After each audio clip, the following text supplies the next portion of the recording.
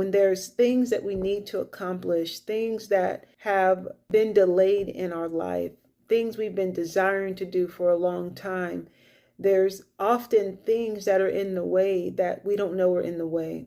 Sometimes there is, like with me, there was just a mental fear, a belief system that I had that was so tied up in my flesh emotionally that it was a challenge to move in a direction that I truly desired to go. That wall, that lie, those lying emotions, they were there. And it was so challenging. And so I remember I asked God for a holy distraction to distract me away from the thing that was hindering me, to distract me from the thing that I was so focused on that wasn't benefiting me, We can set our minds, or our attention can be captivated by things that really have no power except for the fact that we give it the power and our full attention. And so this is what I called it, a holy distraction. Distract me from the thing that's trying to hold me back. Give me another focus. Give me another desire. It might be in a different way with you. I remember one time I was praying, and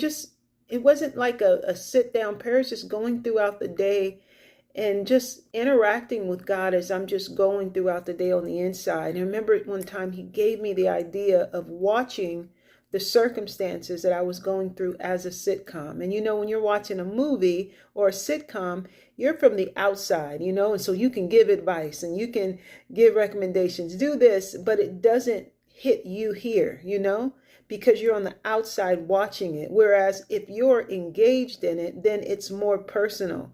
And so I was able to execute new things in life, and my daily, life, or things that became challenging because I was watching the sitcom, which I was in it from the outside.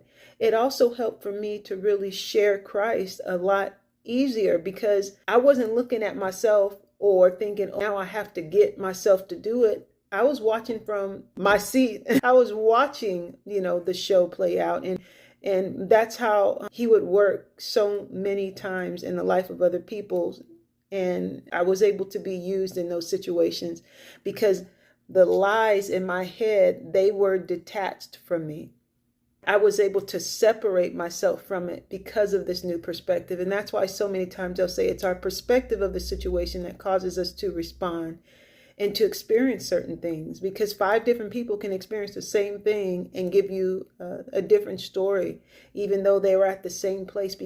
Our perspectives are different. Our paths are different. Even if you get 5 children that are identical, same mother, same father, born the same year, but they each still had a different experience with the parents and everything else in life. And so just want to encourage you in that today, that you would just take a hold of this and be open to ask God for what you need so you can start to gain that freedom in the area of your health and your fitness, because he does care about it, and that affects everything else, and oftentimes is a reflection of other things that have happened in our life. And so I hope that was helpful, you all. I'll talk to you all soon. Have a good day.